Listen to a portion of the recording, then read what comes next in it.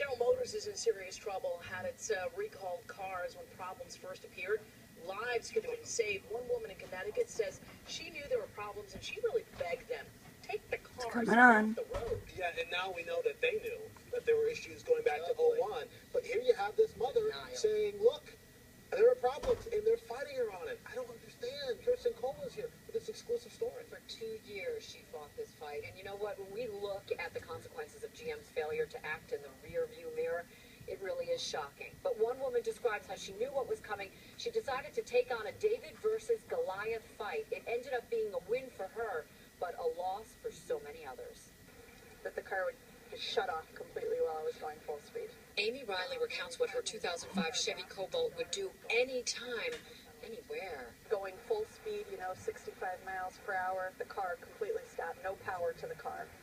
And it's still in drive. It wasn't during rush hour traffic, and I made it off the highway just in time. Her take on the car? A death trap. Amy was a pregnant mother of a 2-year-old when her new Cobalt first started shutting down while driving. Incredibly, it took her 2 more long years of harrowing near misses, service appointments, documenting, complaining, and finally threatening to get GM to take her car back.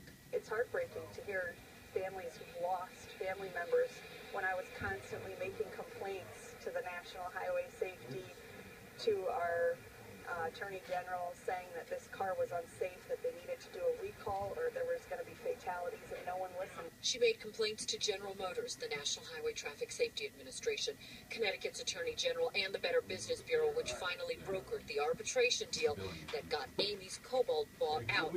Only if she went with another GM car, she did. And Riley, now a mother of 2, had another mission. I said the car should be recalled before there's a fatality. 23-year-old Amy Casilla was not so lucky, killed when her Cobalt crashed in Fishkill. Her parents never got an answer as to why. We don't know exactly what happened as to what took her off the road. There were no brake marks. Others whose loved ones were killed in GM crashes were on Capitol Hill for 2 days as well, putting faces on what is now known to be the culprit, a faulty ignition switch, and the possibility of a cover-up.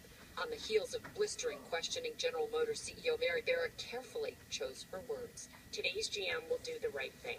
But Barra ducked, taking direct responsibility for 13 deaths and numerous accidents. My reaction is one of, deep concern and anger. New York Congressman Paul Tonko was one of the legislators investigating the safety nightmare, who are now demanding to know what GM knew and when they knew it, and how they tried to correct a defective part. She still failed to respond to those questions. The recall, first announced in February, has grown to include more than 2 million of GM's cars. NHTSA, too, is being criticized by auto safety groups who raised the ignition issue months earlier, using NHTSA's own data. Amy Riley, who survived to share her story, is even more direct. They knew about it and they tried to sweep it under the rug and did nothing about it. So the big question now, will victims get some measure of comfort with compensation? GM has hired one of the most respected arbitrators, a man who worked out the 9/11 Victims Compensation Fund. The real issue in all of this, though, guys, is GM declared bankruptcy sort of midstream in all of this, and they could hide behind the fact that when they emerged, they were a new company. And so the accidents had happened beforehand. But you would hope that public pressure, legislative pressure, might get them to do the right thing. You hope. Thank you.